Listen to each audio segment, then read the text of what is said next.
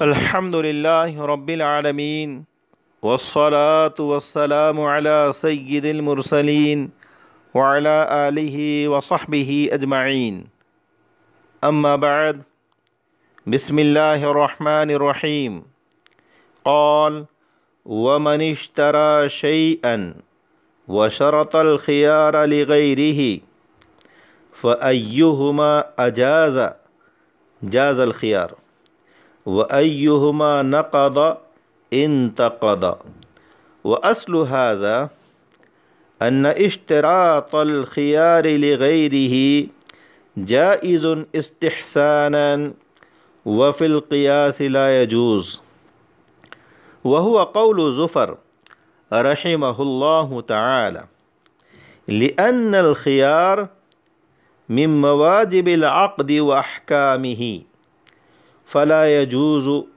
اشتراطه لغيره كاشتراط الثمن على غير المشتري ولنا أن الخيار لغير العاقد لا يثبت إلا بطريق النيابة عن العاقد فيقدر الخيار له اقتضاء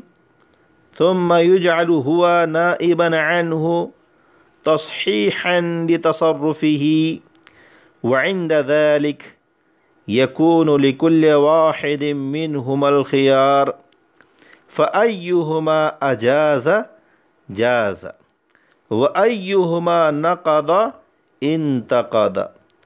ولو أجاز أحدهما وفسخ الآخر يعتبر السابق لوجوده في زمان لا يزاحمه فيه غيره عبارت کا ترجمہ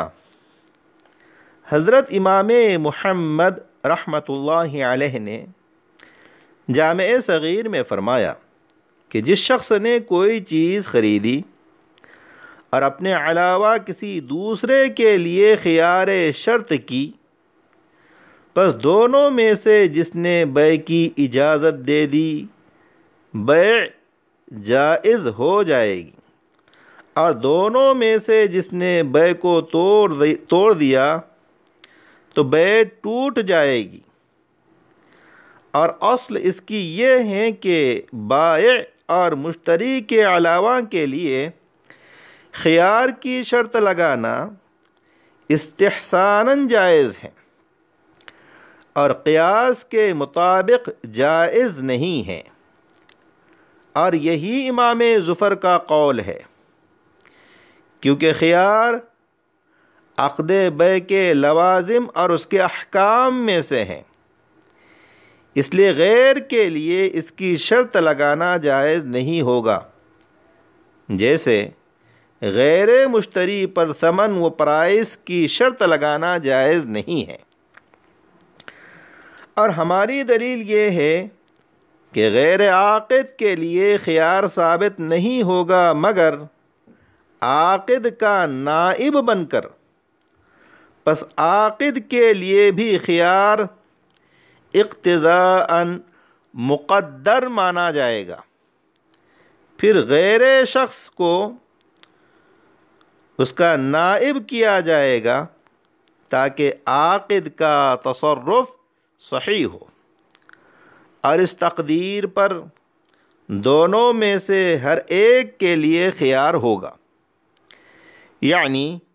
دونوں میں سے جس نے اجازت دے دی بیع جائز ہوگی، اور جس نے بیع توڑ دی بیع ٹوٹ جائے گی، اور اگر ان دونوں میں سے ایک نے اجازت دے دی اور دوسرے نے فسخ کر دیا تو سابق معتبر ہوگا، کیونکہ اس کا قول ایسے زمانے میں تھا جس میں اس کے علاوہ اس کا کوئی مزاحم نہیں تھا۔ طلبہ عزیز، یہ آپ کے سامنے پڑھی گئی عبارت کا ترجمہ ہوا۔ عبارت میں مذکور مسئلے کی صورت یہ ہے کہ ایک شخص نے کوئی چیز خریدی اور 3 دن کے خیار کی شرط اپنے علاوہ کسی اور شخص کے لیے کی، تو مشتری و خریدار اور وہ شخص غیر جس کے لیے خیار شرط کی گئی، ان دونوں میں سے جو بھی بیع کی اجازت دے دے بیع جائز ہوگی، اور ان دونوں میں سے جو بھی بیع کو فسخ کر دے، بیع کو توڑ دے، بیع فسخ ہو جائے گی۔ حاصل کلام یہ کہ خیار شرط مشتری اور اس غیر دونوں کے لیے ثابت ہوگا، اور اپنے خیار کے تحت دونوں میں سے ہر ایک کو تصرف کا اختیار ہوگا۔ صاحب ہدایہ فرماتے ہیں کہ اصل بات یہ ہے کہ غیر عاقد کے لیے خیار شرط لگانا استحساناً جائز ہے، قیاساً جائز نہیں ہے، اور یہی حضرت امام ظفر رحمۃ اللہ علیہ کا قول ہے۔ وجہ قیاس یہ ہے کہ عقد بیع میں جب خیار کی شرط لگائی گئی تو خیار عقد بیع کے لوازم اور اس کے احکام میں سے ہو گیا، اور جو چیز عقد بیع کے لوازم اور اس کے احکام میں سے ہو، اس کی غیر عاقد پر شرط لگانا جائز نہیں ہوتا، جیسا کہ غیر مشتری پر ثمن و پرائس کی شرط لگانا جائز نہیں ہے، بس اسی طرح غیر عاقد کے واسطے خیار کی شرط لگانا جائز نہیں ہوگا۔ یہ قیاس کی وجہ ہے۔ ہماری دلیل یعنی وجہ استحسان یہ ہے کہ عقد بیع میں غیر عاقد کے لیے خیار شرط لگانے کی حاجت متحقق ہے، اس طور پر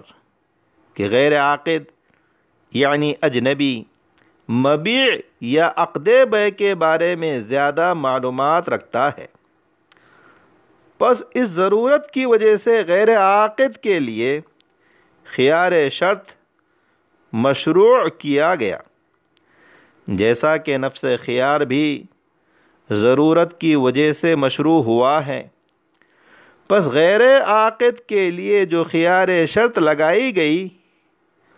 وہ اصالتاً ہوگی یا نیابتاً ہوگی؟ اصالتاً تو ہو ہی نہیں سکتی، کیونکہ غیر عاقد کے لیے اصالتاً خیار کو ثابت کرنے کی کوئی وجہ نہیں ہے، البتہ نیابتاً ہو سکتی ہے، یعنی غیر عاقد کے لیے خیار شرط نیابتاً عن الاصل، نیابتاً عن المشتری ہو سکتی ہے، بئیں طور کہ عاقد نے اولاً اپنے لیے خیار شرط لگائی، پھر اجنبی یعنی غیر عاقد کو تصرف میں اپنا نائب بنایا تاکہ عاقد کا تصرف بقدر امکان درست ہو جائے۔ بہرحال جب خیار شرط مشتری اور اجنبی دونوں کے لیے ثابت ہوا، مشتری کے لیے اصالتاً اور غیر مشتری کے لیے غیر عاقد کے لیے نیابتاً، تو دونوں میں سے جس نے بھی بیع کی اجازت دے دی بیع جائز ہوگی، اور جس نے بھی بیع کو فسخ کیا، بیع کو توڑ دیا، بیع فسخ ہو جائے گی۔ اور اگر دونوں کے اقوال مختلف ہو گئے یعنی ایک نے بیع کی اجازت دے دی اور دوسرے نے فسخ کر دیا، تو جس کا قول پہلے ہوگا، چاہے اجازت والا قول ہو یا فسخ والا قول ہو، اس کا اعتبار ہوگا، کیونکہ سابق قول ایسے زمانے میں تھا کہ اس وقت کوئی دوسرا اس کا مزاحم نہیں تھا، یعنی اس کی اجازت تھی یا فسخ تھا، اس کے مخالف دوسرے کا قول موجود نہیں تھا۔ اس واسطے اختلاف کی صورت میں قول سابق کا اعتبار ہوگا۔ اکتفی علی ھذا والسلام علیکم ورحمۃ اللہ وبرکاتہ۔